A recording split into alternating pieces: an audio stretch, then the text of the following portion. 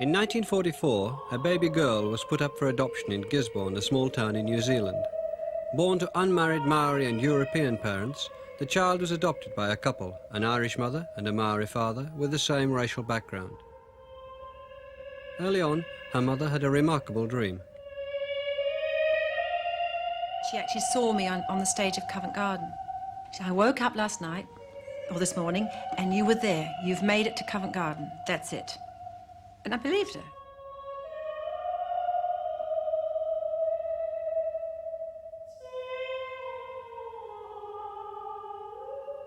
The daughter was to sing at Covent Garden many times, and today Dame Kiri Te Kanawa is one of the world's best-known opera singers. Mama is a queen and Papa is a king, so I am a princess and I know it. But court etiquette, it's a dull, dreary thing. I just hate it all and I show it. To sing on the stage, it's the one life for me. My figure's just light and see. I know I'd win fame if I sang in Bohème, that opera by Signor Puccini. Girls would be on the brink of hysterics, I think. Even strong would have to go out for a drink. I want to be a prima donna. I want to shine upon the stage with my avoir-tout-voir and my tra-la-la-la-la. I would be the chief sensation of the age.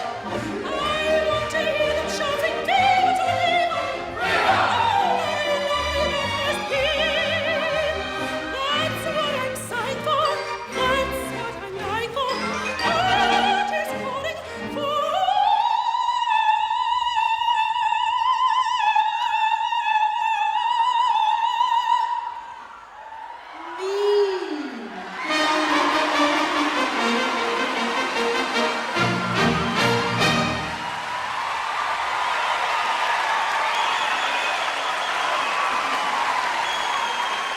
I was brought around by a social worker, carried to the house, and they had this baby. And my mother answered the door and said, "Yes, what do you want?" This woman says, "Well, would you like to adopt this baby?" And my mother said no, or my father said no. It was a girl. They didn't want a girl. And then the next, as it happens, I was obviously meant to be their child. A few months later, they couldn't place me anywhere. So the same social worker came round to the door and knocked on the door with a slightly larger child, I think about 5 months at this time, and said, would you now like to please have this child, because we can't place her, and she really, you're the only people that are left. And my parents had applied for to adopt a child, so this is what happened. And finally my mother took pity on me and said, yes, okay, we'll take her. I loved my parents. I loved my father in particular because he was a really, really special man, and if I'd ever wanted a father, that was the father I always wanted. I was taught by my father to sleep in the open and to live a very sort of close to the earth life, which I keep on going back to. And that was a marvellous start to my life.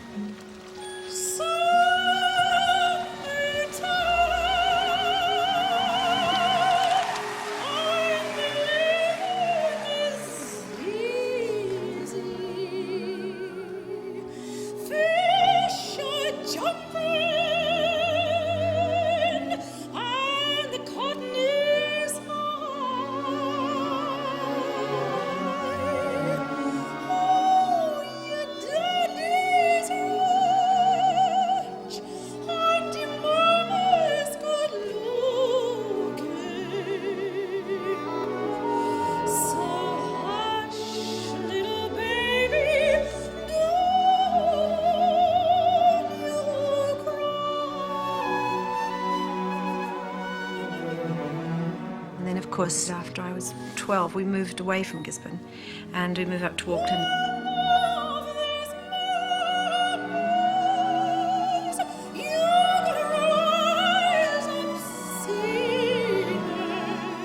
we just sort of put everything in the car and we took off.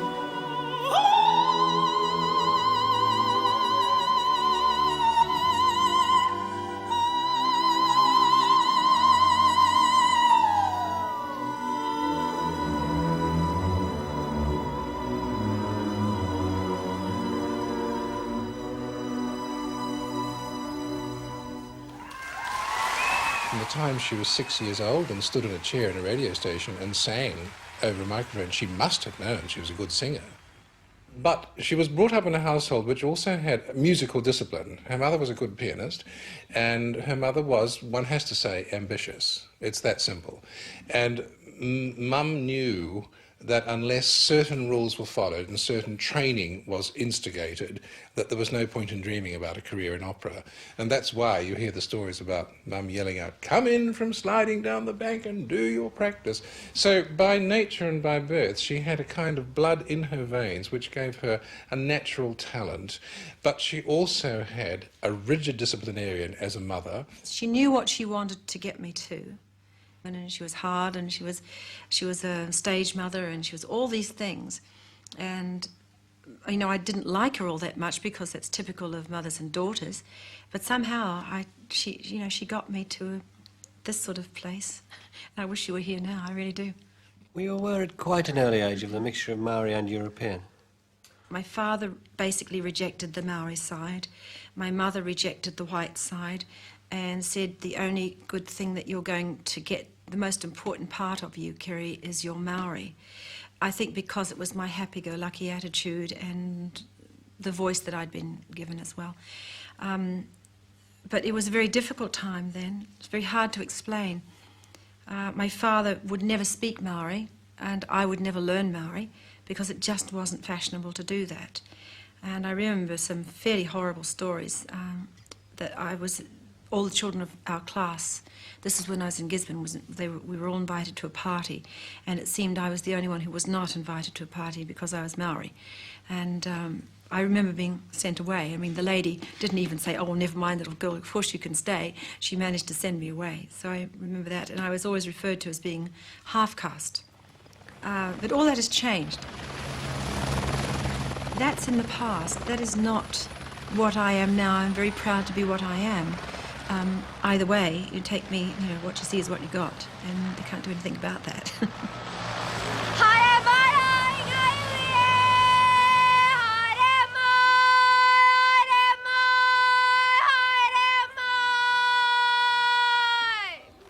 When did you start exploring Maori life?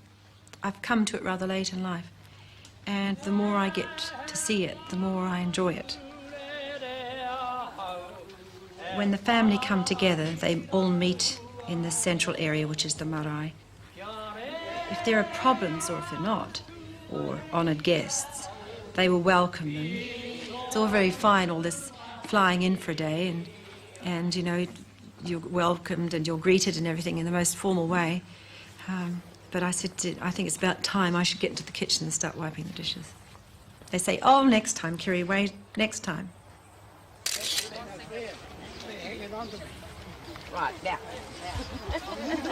Oh. Yeah. Gee, what a little camera.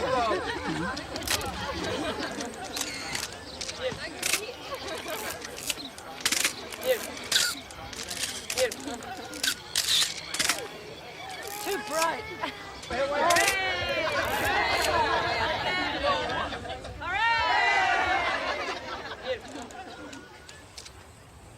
In our particular little marae, we have the most beautiful little graveyard. It's very simple, but very beautiful. And my uncle is very proud to show me all the different people that have since been put there or have been there for many years.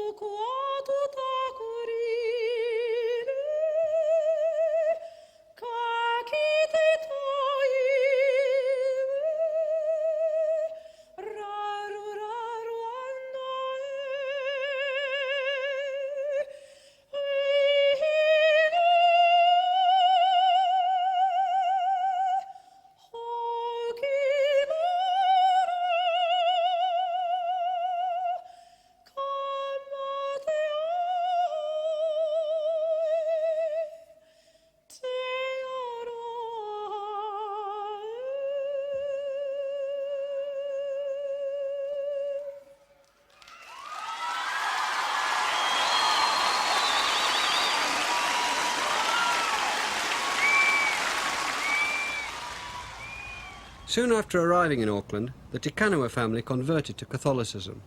Kiri's mother's determination got her daughter into St Mary's Convent, where she came under the wing of New Zealand's best-known singing teacher. Your first singing teacher was Sister Mary Leo. Can you describe her character and her teaching method? She sounds very much like fascinating. my mother, actually.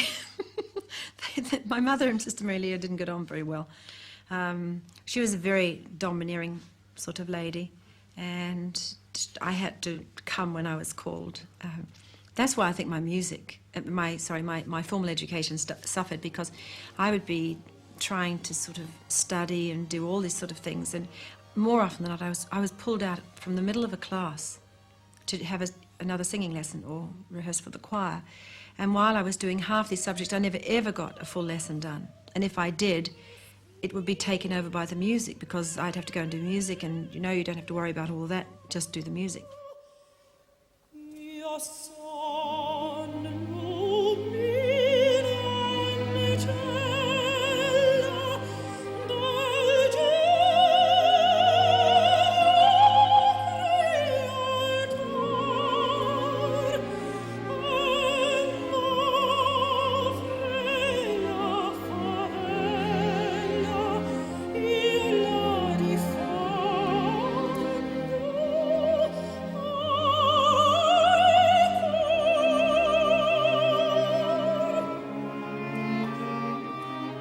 What she did was make you sing songs that never hurt your voice. She was very careful.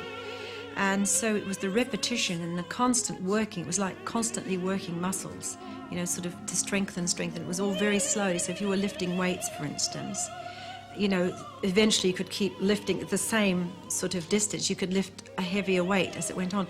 I think that was, she didn't basically know it, but my looking back on it now,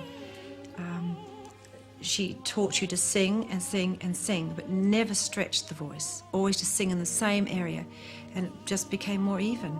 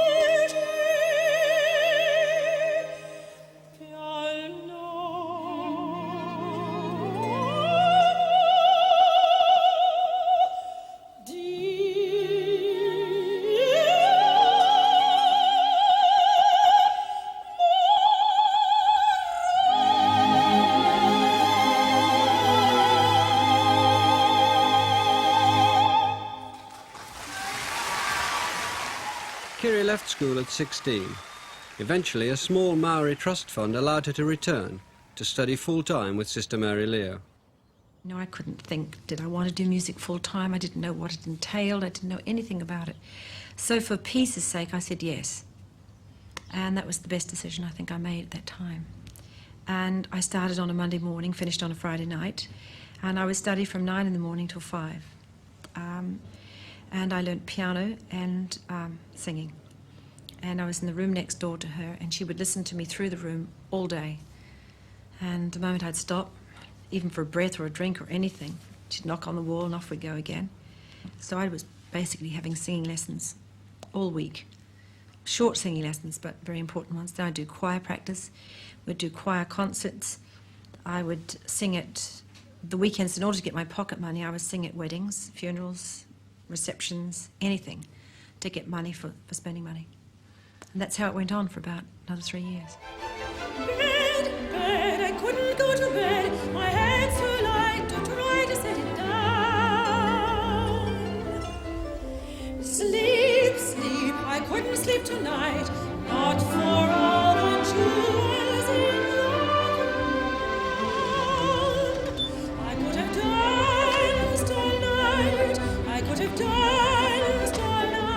Kiri's days were spent at the convent. At night and weekends, she sang popular songs in Auckland's dine and dance nightclubs. I could have spread my wings and done 1,000 things. You just couldn't go around by bus doing it. And you have to, of course, take your makeup and your dresses and stuff to change in. I'll never know what made it so exciting. My mum and dad bought me this little car, and I would zip all over the place. I suppose I did about sometimes 5 a night, or 5 in the day. So I was getting quite a lot of money to survive on. Because the schooling and the teaching was very expensive. I could have danced all.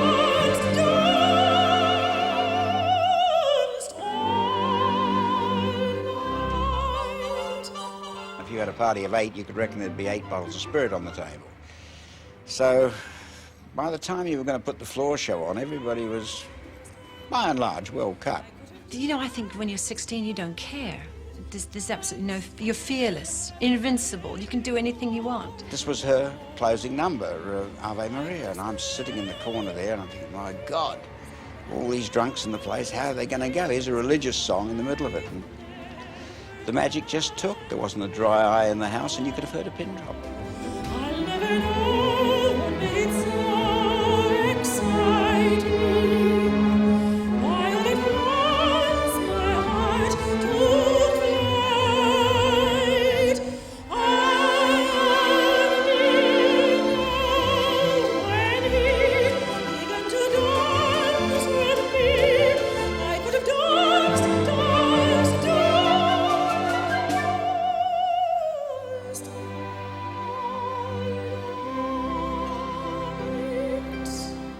It was a great time because I was sort of, you know, toast of the coast when I was doing all this. What were you singing in the nightclub? I was singing all the things I sing now, actually. It's crazy. But now it's all the things I loved doing. And then, of course, I left them all behind when I left New Zealand, singing things like Summertime, Somewhere, Maria Tonight, all those things, those super songs.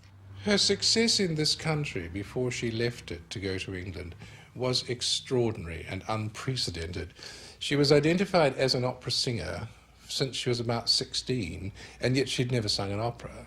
By the time she left this country and arrived in London, totally unknown to the rest of the world, she had already made 2 movies, 50 recordings, countless television appearances, concert tours both with and without orchestras.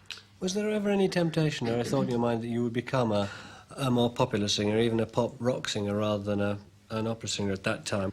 Well, I think Or that... did singer mean something clearly defined in your mother and Sister Mary's? It did, Yeah. exactly. Absolutely right. You had to go for the top. Yeah. There was no half measures. Broadway was just very ordinary. But I think a lot of people would accept Broadway, you know.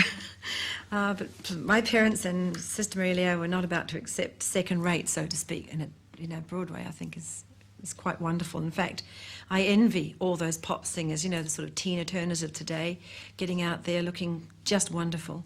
I love all of that. And I find that the operatic world sometimes is very staid and very boring. And I would really love to get out and do all that sort of thing. So you'd rather be Tina Turner, really? I'd much rather be Tina Turner any time with the crazy hair and all of that. Oh, it's wonderful, that voice. I mean, it's just so liberated. Opera is not liberated enough for me. If one had the opportunity now and you suddenly said, OK, lose the 30 pounds you need to lose and get into the old mesh stockings and the leather, you know, I could most probably do it because I would be so you know, it would be wonderful to try it. Well, I'm sure... Wouldn't you like to do something like that? I mean, you must have a secret dream somewhere. I don't know about the leather. I mean, you know, you wear a suit and stuff. The leather, you like the leather? I said I don't know about the leather. Oh, I see. You should try it, Mel.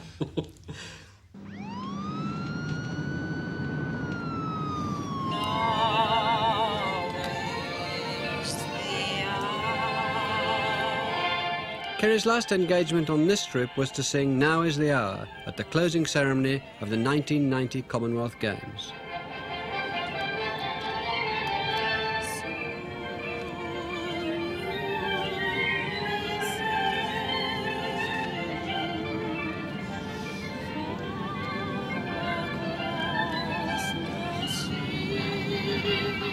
How did you take your leave of New Zealand? It was my family, the Te Kanawa family's wish that I should come and visit the marae as a blessing for my going over to England. And we came with a big formal welcome again and the wonderful speeches and greeting everyone, and met everybody from the family. And then my uncle took me down to the family cave, and I took a little piece of the limestone from our family cave. And he said, well, now, Kiri, he says, you really will do well over in England. I actually felt as though I'd had this sort of cocoon over me, that no one would really harm me, and that I was blessed by them all.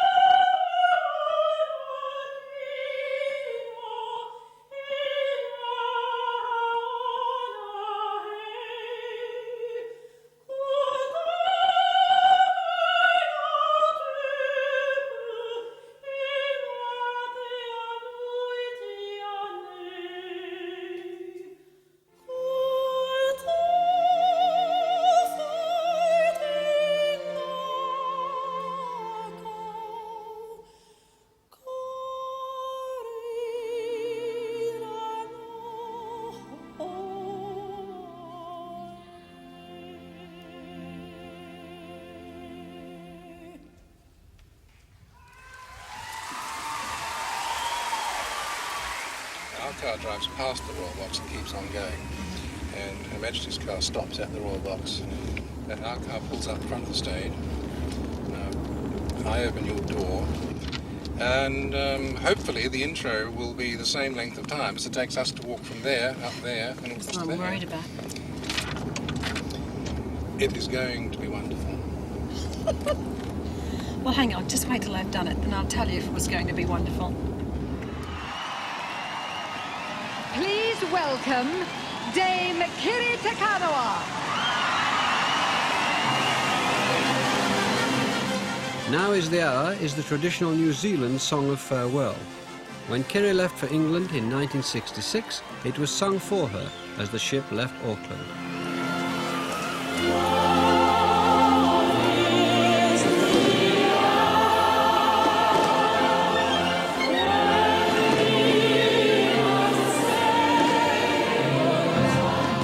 It felt like the end of the world. It was silly, but it was such a young impression of the end of an era and the beginning of a new life, I suppose, for me.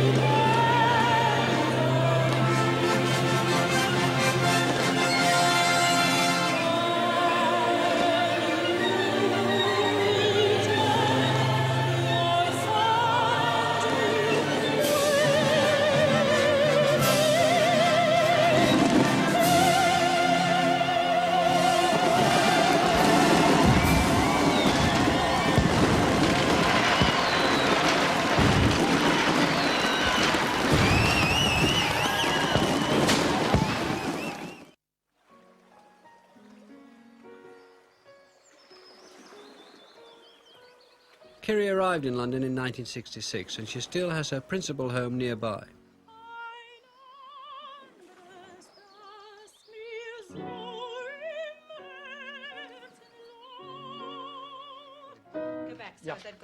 As soon as she returned from New Zealand in the spring of 1990, she started work with her coach on learning a completely new role, the Countess, in Richard Strauss's Capriccio. I love the music very, very much. And it was just, I suppose, an ambition to sing the final scene, because it is so beautiful. How does work on an entirely new opera, how does it begin? Painfully. Starting note by note, word by word, like building a house. And just learning and learning, repetition, repetition. In the final scene, the Countess has to choose between her two suitors, a poet and a composer. Separate the words from the music, and you can't separate Olivier from Flamand, really. As you say later on, in winning one, you lose the other. So you lose, in a way, you lose each way, whether you choose or whether you don't. Let's top of the page.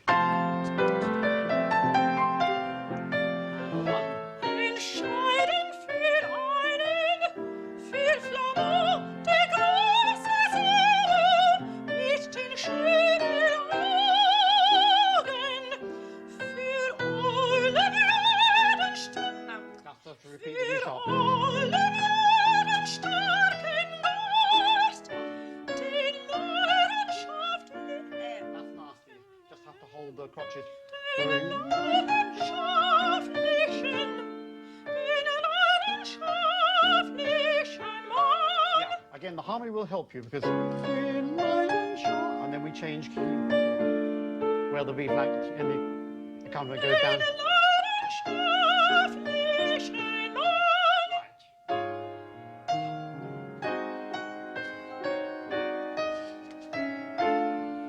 Still two in a bar.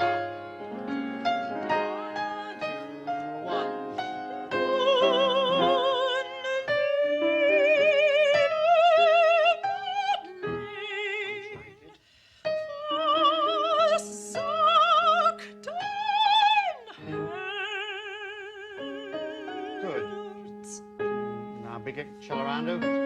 1, 2. 1, 2, 2. Let me give you from. Start thine head. 2, 1, 2, 1, 2, 1, 2.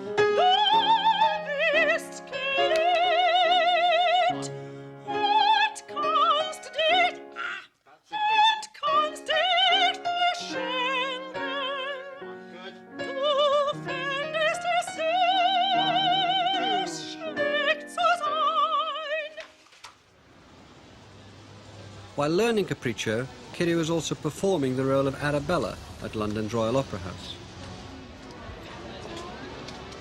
On the day of performance, I will go up and work with my singing teacher for an hour. Come back, have lunch, sleep from 1:30 to 5:30, drive up and settle myself in for the performance. I think my confidence depends on my little regime of how I get it all together. Have I rested enough? Have I slept? Have I learnt the music correctly? If that all goes right through the day, then my confidence is fine. Just at 1990. Oh, sorry. It's going to be hot in there tonight. Oh, it's terrible. The strict disciplines now necessary for Kiri's working life didn't come easily to someone from her background. In New Zealand, I'd just done what Sister Leo had said, and I had really no great structure. I didn't know what it was to time keep. What a mess. And when I got to London Opera Centre, everyone was totally structured, and young kids would come in and walk in through the so-called green room in this very pompous way and say, well, I got the job. And you'd go, what? What job? Was there a job? You know, and you sort of, oh, and you think, horrible cow, what job was that? So I thought, well, I wonder how one walks in like this and say, I got the job. So what impact did London have on you when you arrived with your mother?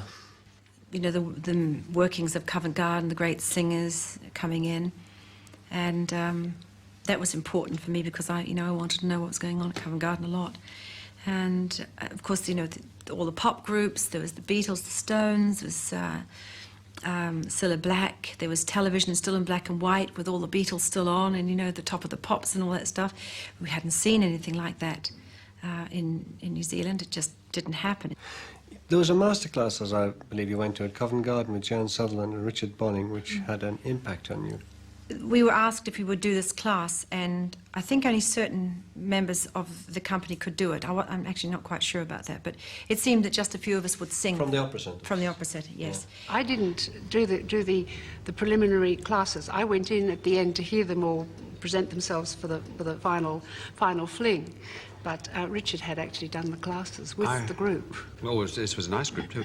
I certainly remember Kiri very vividly. I mean, she had then a very, very beautiful voice. It was a standout voice. I mean, it was obviously a voice that was going places. She was singing in a lower register as a mezzo-soprano, and it seemed obviously to me that this was going to be a soprano.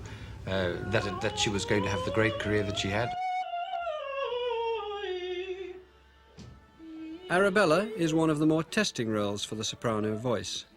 Kiri had sung it 3 times at Covent Garden before this production conducted by Jeffrey Tate. I love what Strauss does, and I love playing the part. I think I sing it with a lot more ease than I used to, because it was quite a big part for me to do.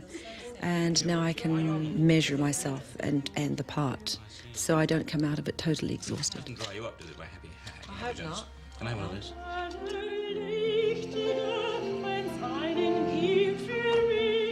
For instance, I would start working on it maybe 2 weeks before I go into rehearsal.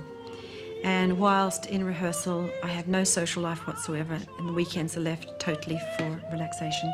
Try not to sing too much at the rehearsals. Try only, if it's possible, to do a 3-hour session rather than a 6-hour session in a day. That would be much more advantageous, because you can get a lot more done in 3 hours than you can in 6 tired hours. I think it's possibly fatigue. I think yes. It's finally set in. As long as you tell Uncle Jeffrey okay. Yes, don't worry, Jeffrey. I just haven't quite. No, fair enough. I know. Got it. I mean, there's so much Strauss going on in here. If you only could see from this side of my eyes, there's lots of other Strauss going on that is not yet in my canoodle. It's coming. Like Capriccio! Oh! Why did I ever do that?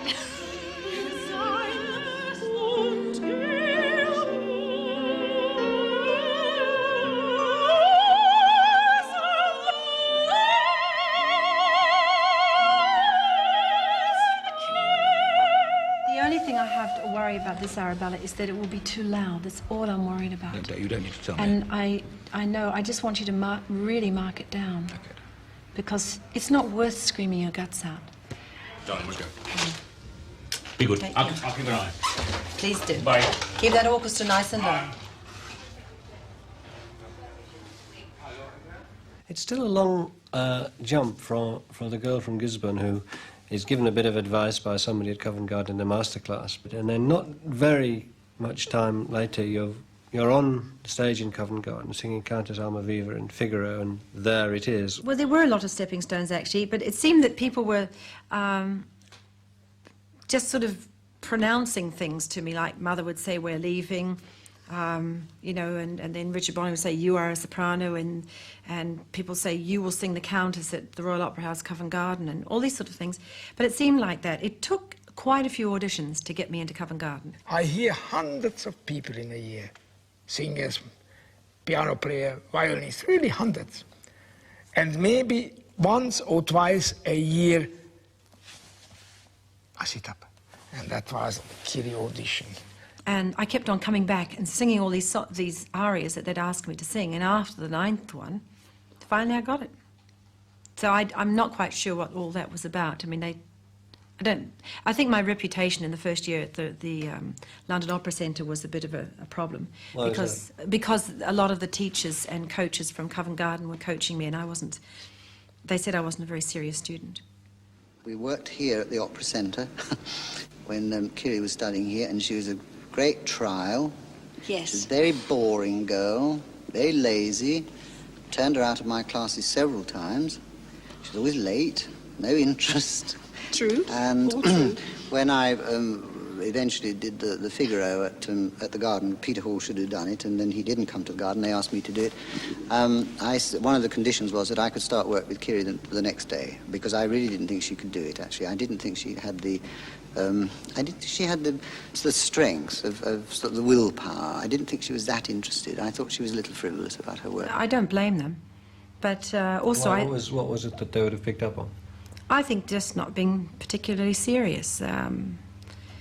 I wasn't sort of really so blinkered in music. I believed that there was another life too, you know, as I kept on saying right at the beginning of my studies and everything, there was always this other side of me that wanted to go, whoa, you know, to break out of the mould all the time. And I never, while I believe I've put a lot of effort and work and study into my music, I feel as though I'm also a reasonably interesting person besides my music, and I don't talk about it all the time. I find I do sing the role better when I've repeated it on many occasions, hours and hours and hours of doing performances of it. Doesn't matter how many times you sing it in the studio, in rehearsal. It's the amount of times you use up the adrenaline with the nerves, with the music, with the throat. Somehow it becomes a very comfortable pair of shoes.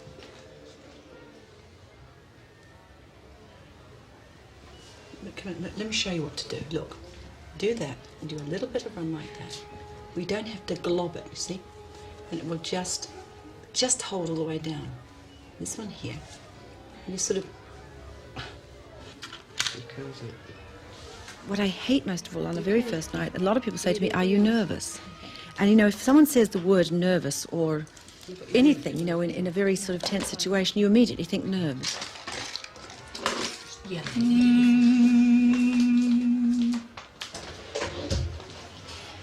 And once again, I like the peace and quiet of the dressing room, just being myself, and I do a few exercises.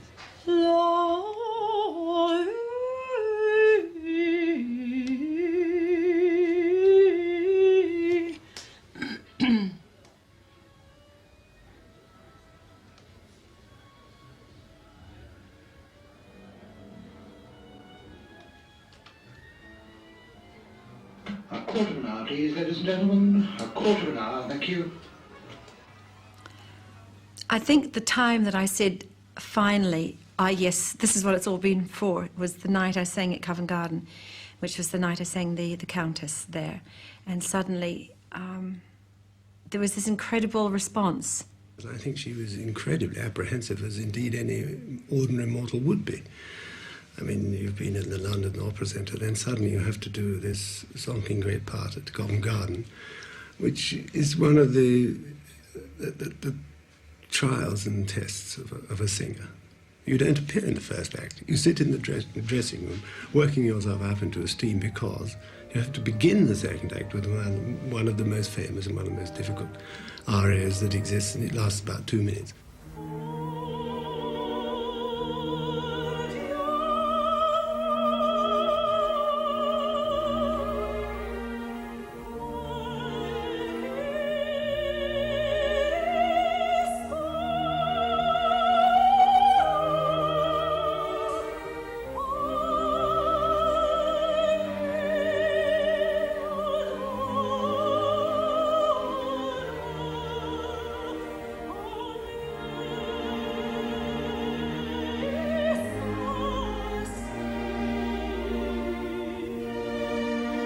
No film record exists of Kiri's debut in The Marriage of Figaro, but she was filmed in performance 2 years later.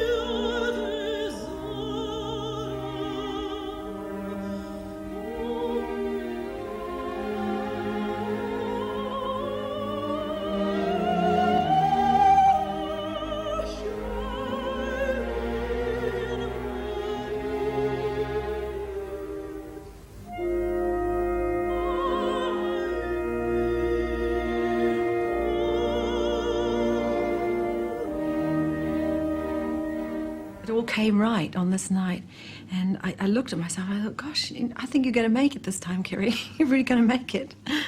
She's a marvelous Mozart voice. So the two composers, Mozart and Strauss, like her voice better than anything else. Why? I don't know. This is the way the voice is lying, this I mentioned you, this floating legato quality, very much suiting that to composers. Oh, I think she loves being on the stage. It's, I mean, she loves dressing up and sailing on in a great crinoline. And doesn't she? Queening it up. I'm sure she does.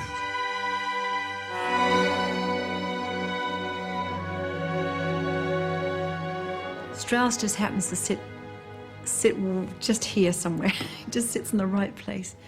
And while everyone else is getting the brass section playing under them all the time in the very loud areas, suddenly I get my part comes through, and it's absolutely like I'm sitting on a gossamer cloud.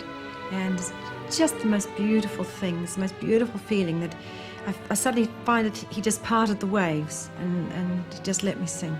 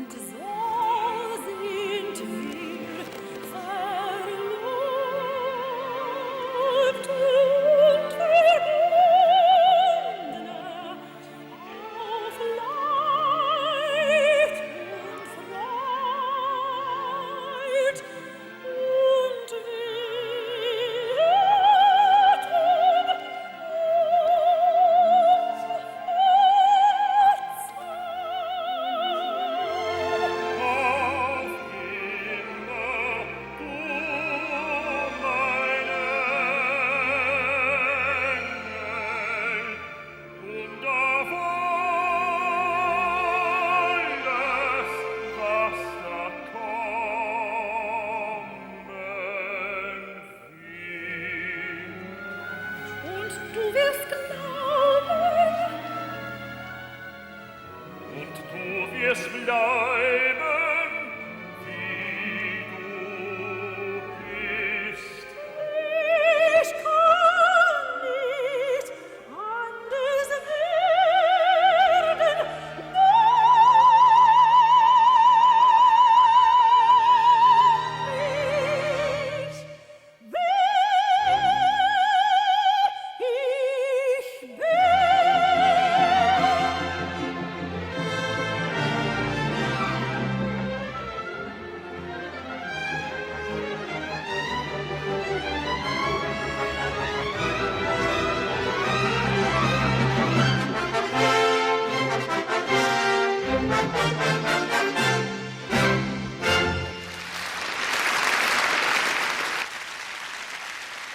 This February we staged a special concert in the Royal Naval College Chapel, Greenwich, with the Royal Opera House Orchestra as a showcase for Kiri's performance of Mozart and Handel. Now, you're not to be afraid to applaud any time you want. Now, it's one of those evenings you're not quite sure what's going on, but this is going out for millions to see, so we want you to enjoy yourself. We've all come a long way today. It's been a bit of a trek. So we want to have you have a great time.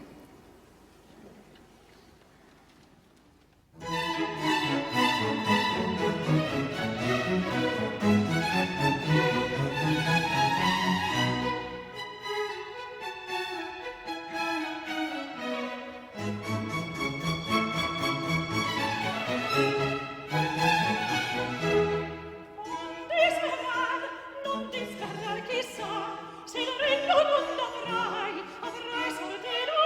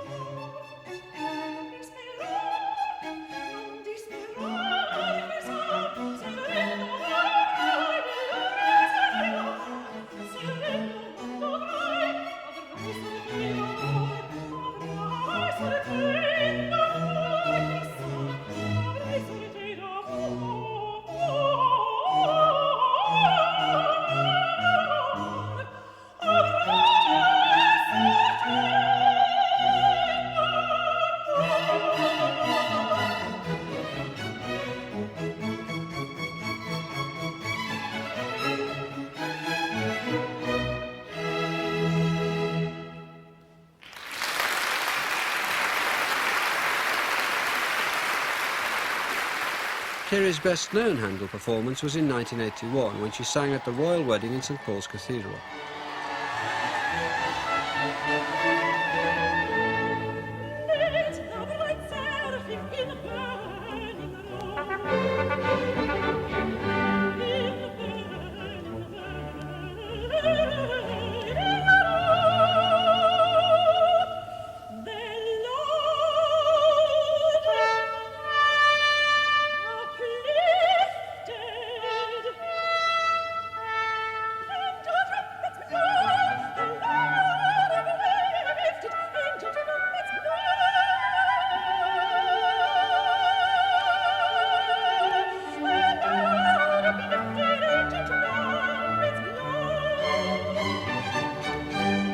Increased public recognition led to a huge demand for her performances all over the world.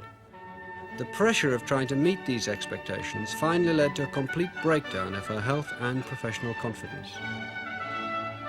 The whole thing was all too much too soon, and really it really wasn't too much too soon, but I got into a situation that I was becoming very well known, being wanted all over the world, and not believing that I was the only one in the world. I didn't believe that. It was just thinking, how can I do all of this? How can I please all this? How am I going to get through all the jobs? How am I going to do them well enough? Fear would mount in that situation, and of course, the more fearful you got, the more difficult it would be to get better. It would be a race, wouldn't it, really? Exactly. Yeah. And I'd go on and I wouldn't sing well. And it was just because I didn't believe I could. Everybody wants you to sing this and that, forgetting that to sing this and that takes 3 months hard work to learn the thing. And so you feel the world closing in on you, and you haven't a hope in hell of keeping up with it.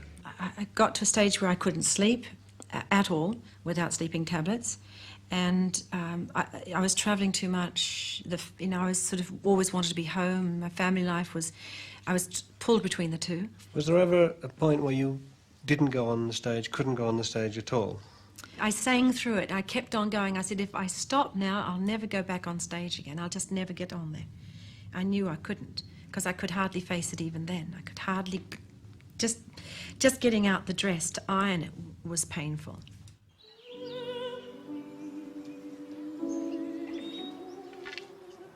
And it's taken about 5 years now to really get my confidence back. I needed a lot of support. Des basically didn't leave me for a year.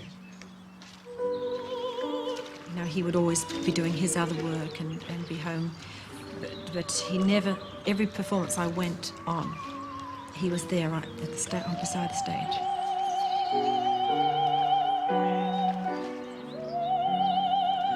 The pressure on today's top opera stars means that burnouts are not unusual. In Kiri's case, career pressures and severe health problems were added to those of being a working mother. However, the family life that she now keeps separate from her work provided the stability she needed to return to the top of her profession. She wouldn't have this wonderful talent of a diamond of a voice. I think she would like to sit down in New Zealand somewhere, never move out for a second anyway. Have great many children around her and stay home. That's what she would like. Therefore, that little family which she has was a great support for her, and is very important, I think. It's the long look today, not the chopped up look. Tommy, you'll slice your finger off. I'm very torn between my never wanting to leave home and having to leave home. And when I am away, I do nothing but try and rush to get home again. But I mustn't think that way. I must give my 100% to the opera and not tell anybody my innermost thoughts.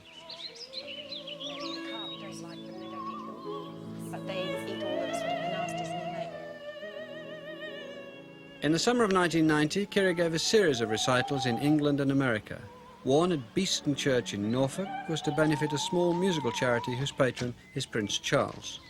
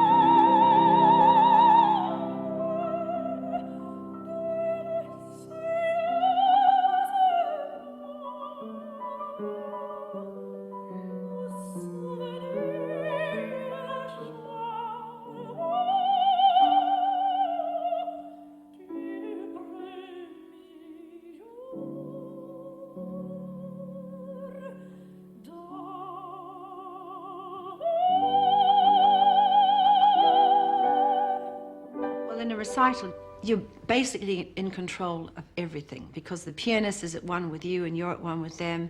All you've got to do is get to the hall, sort out the lighting, do your practice, sing your songs, get it all right, and the audience likes it. So, and also I sing the songs, especially in concert, forget opera for the moment, especially in concert, that always sit in the right area of my voice. I try to avoid certain parts of my voice.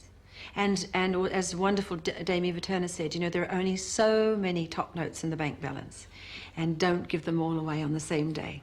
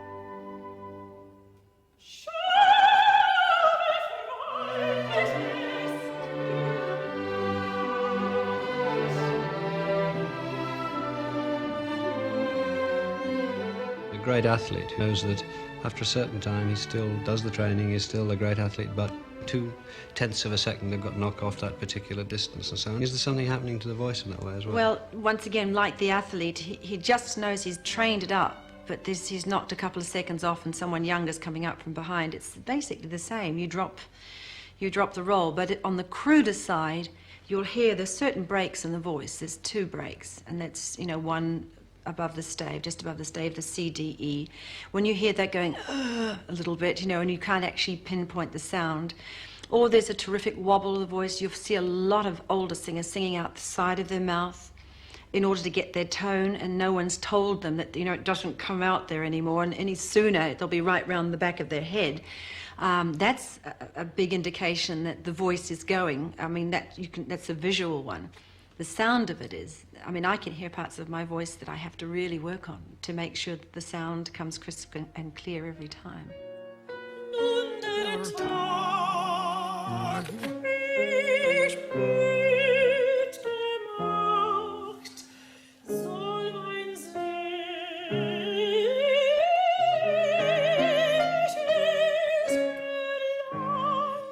Sweetheart, there is missing this N. Not sehnliches. Watch. Sehnliches. Here. Sehnliches. In June, Kiri was reunited with Sir Georg Solti to record the 4 last songs, Richard Strauss's final compositions. They rehearsed together in London before the recording session in Vienna's famous concert house. I said that wrong for 100 Never years. mind. It's never late 101 to make it better. Yes. If you could underline, nu der Tag mich müde. Somewhere is a Tag mich. Probably the mich should be a crescendo, that should be a piano. Oh, I see. Save the crescendo later. It's piano. Just could you do it Willenfreien?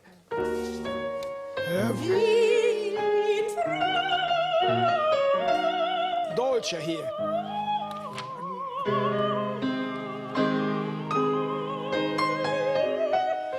I have a mutual love with Kiri to Strauss. Strauss had a particular love for soprano. One shouldn't forget that his wife was a soprano.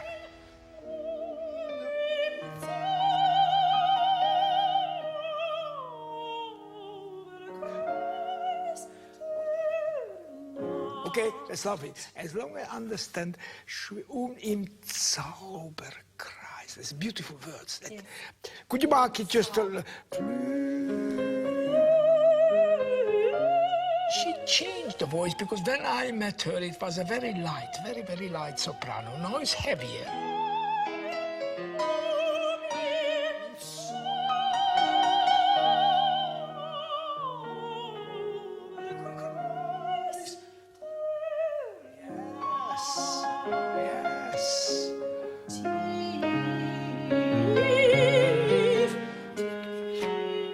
Basically, she kept this lovely spring fountain quality.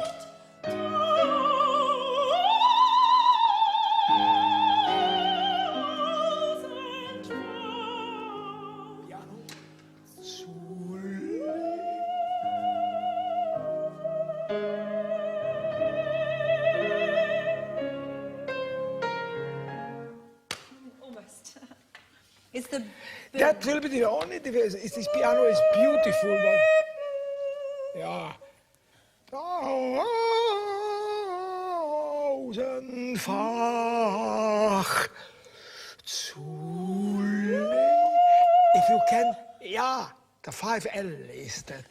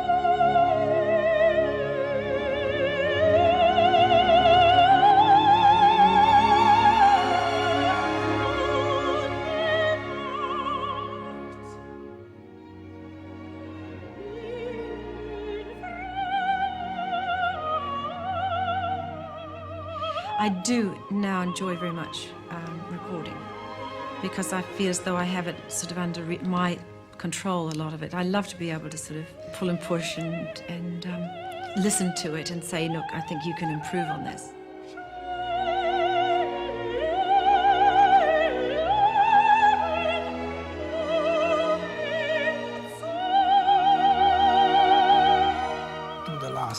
That we have safety, that not overtire you too much. No, I lightened off on this one because you said don't push too much, and then no, but it's just the quality is not good. Oh, actually, yesterday you had a more floating sound. This is a little bit. It's not your quite. It's not quite your voice. This is very good. It is. Yes, but yesterday was every single note right. It's a different song, more difficult song. No. Yes, it is. It really is because it's the most beautiful. Thought you sang yesterday too much, probably, but never mind. Never mind, we get it.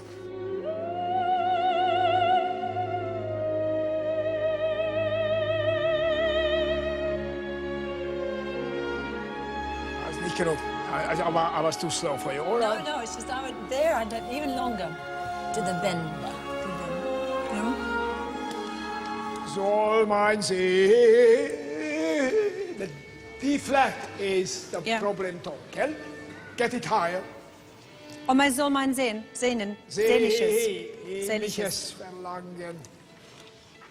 Come, my darling, you move with me also. Come. The voice has some. It's very difficult to describe. She has something quite particularly floating. The sound is floating. This is a flute, a sound of a flute, and she can sing legato like a flute. A beautiful instrument. That's what it is. A natural, beautiful instrument.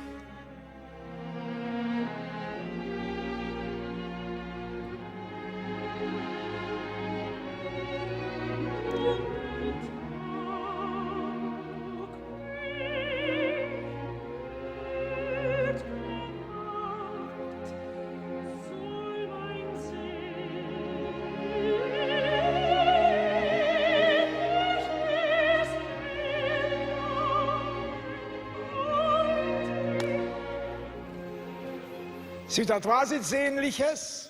It was. Absolutely. I Swear? promise. Okay, I could be wrong, but just for safety do it once. Sehnliches ist es sehr schwer für ein New Zealander. Sehnliches ist es schwer. Sehnliches Verlangen.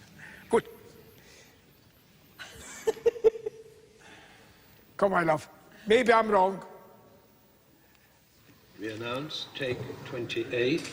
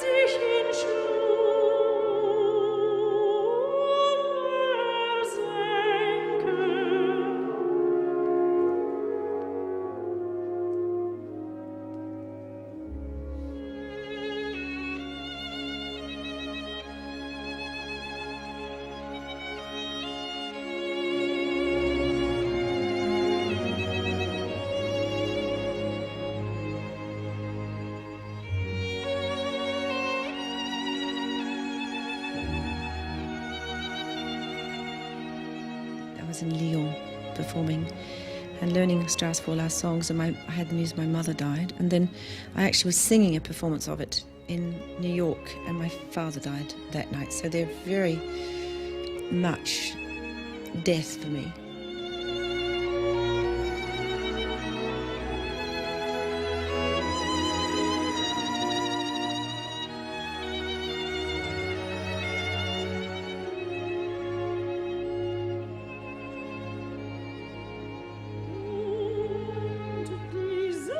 Bye.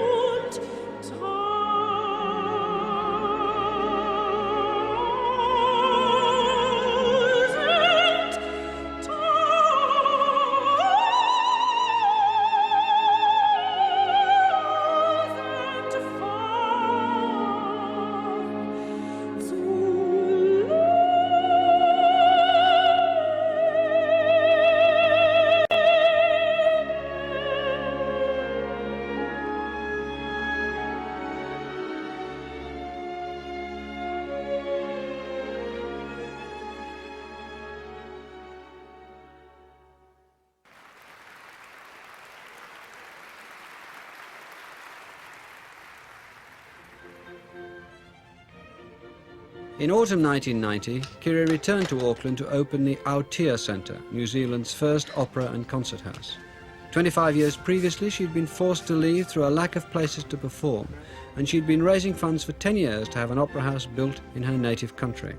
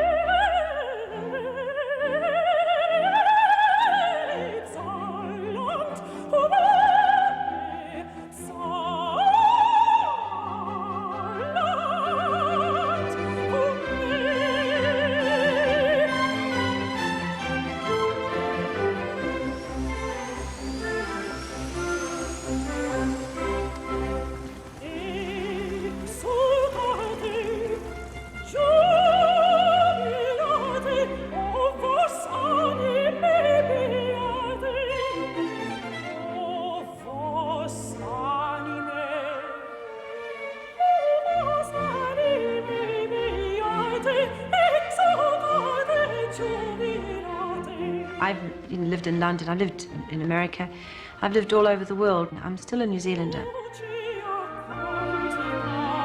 I've always loved the Bay of Islands, and it seems to have been in my life for many, many years. Well, the colour of the water and the different little beaches, some have got sand and some have got rocks.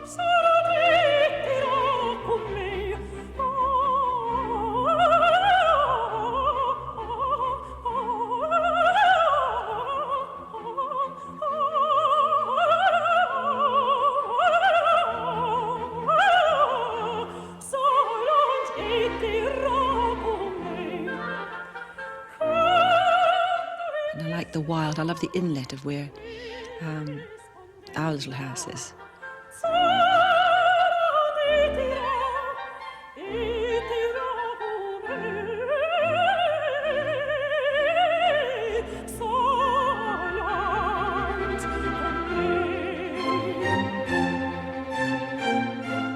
I remember sitting out on the edge of we call it the point, and I thought, my gosh, this is God's country, the wild and the peacefulness. In this glorious place. All these memories come flooding back to you, and then suddenly you have to leave it to go to the so-called big smoke, and it's horrible.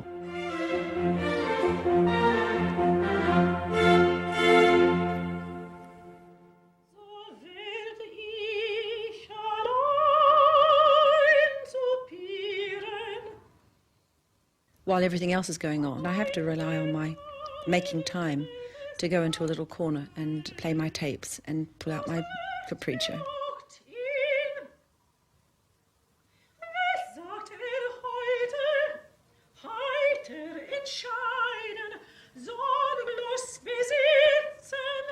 When I work with Alistair, the very first thing he does is put down an incredibly basic tape with just the accompaniment, and I had to pick out all my bits. So I had to sing along with no help whatsoever.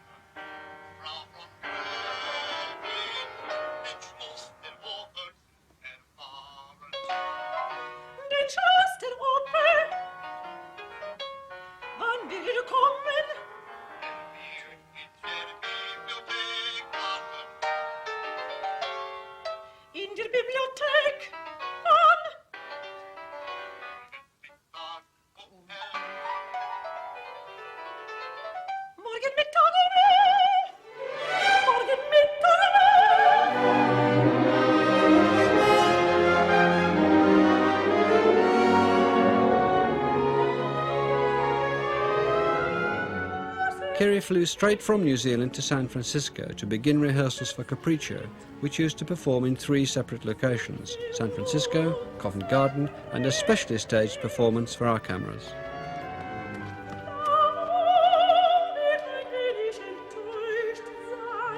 Capriccio is one of the most testing operas for a singer. The Countess Madeleine holds the stage throughout. In the final scene, she discovers that her 2 suitors, the composer and the poet, have both arranged to meet her in the library the following morning for an answer to their proposals. Her choice will determine the end of the opera. It also raises the question of whether words or music have greater power for conveying human emotion and experience.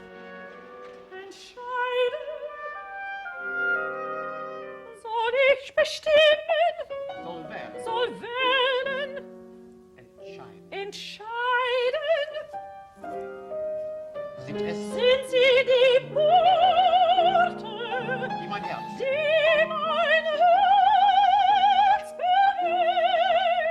berühren? Oder sind es die Töne der Sterne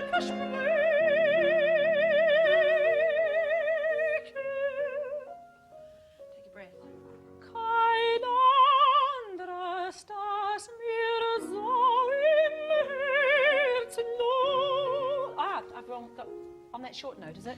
It's a note. It's a note. To resolve the question, the Countess sits at her harp and sings the poet's words set to music by the composer. Singing and playing the harp provides one of the part's notoriously tricky moments. Kein anderes. Kein anderes, das ich so wie dich begegne. After a year of learning the role, the pressure during this period was intensified by a late change of conductor. I really didn't actually get with our conductor, Stephen Barlow, until the very first day of rehearsal in San Francisco, which was a bit of a shock to all of us, you know, not him just starting into it. You're just terrified.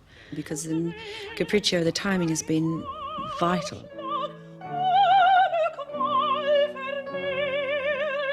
Ein anderer. Yeah, okay, look, you've got a bar without there. You've got a bar without. Yeah. On the second That's beat right, of it's Lost. odd because you don't have one on thank andere, it's on von. Ein andere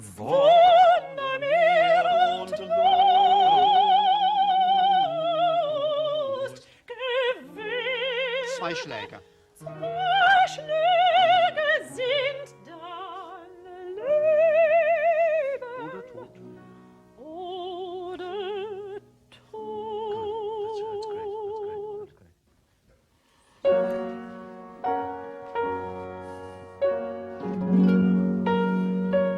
What was important at the time when I first started working on the harp music was that to be able to sing and play slightly off beat.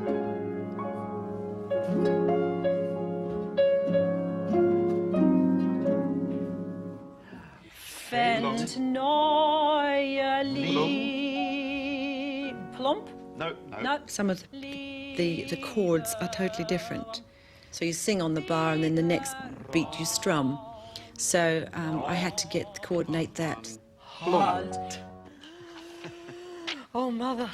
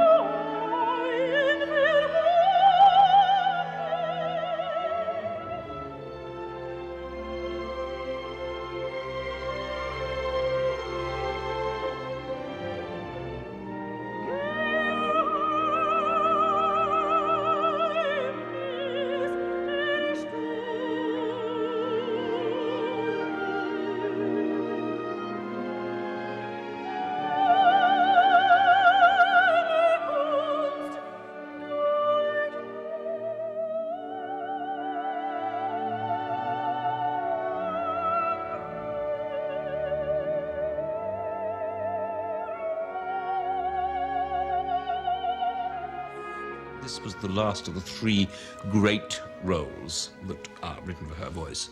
The first one being the Marschallin, and then Arabella and Madeleine.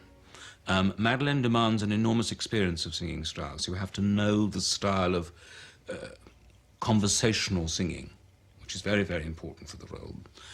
You have to know the various sorts of colours and intricate phrasings, again, from Strauss, that are very important. I mean, he wrote at the end of his life, which meant that it was a sort of summation of all that he knew about voices, and particularly the female voice. So that you have to come to it with a lot of background knowledge. And I think that's why she found it very important. It was going to be a great test for her, because she'd have to bring all her experience to bear on this particular role. You can't sing it as a beginner. You've said that this is the last big new operatic role you're going to learn. Do you still feel that? Well, unless they've come up with something else that's really good. I've looked at so many operas to find a new role for me.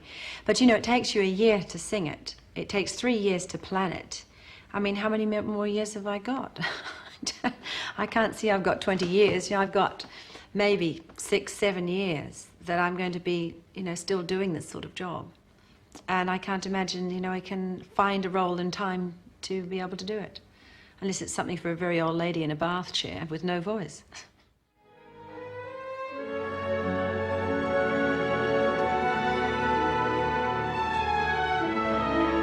Capriccio provides a fitting climax to Kiri Te Kanawa's career.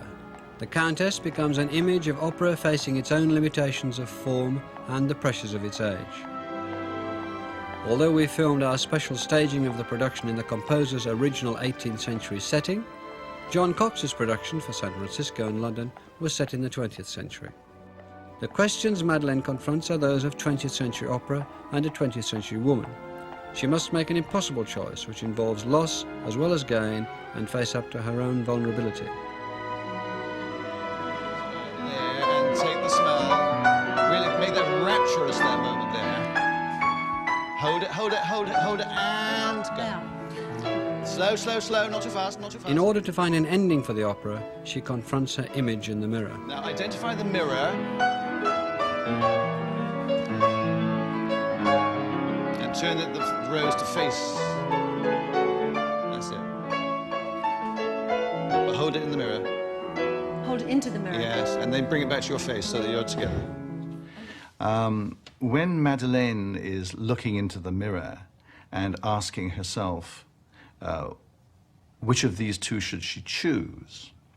Well, it's not like choosing between two lampshades when you choose between two lovers. You have to ask certain questions of yourself, about yourself. Ich will eine Antwort und nicht deinen prüfenden Blick. Du schweigst.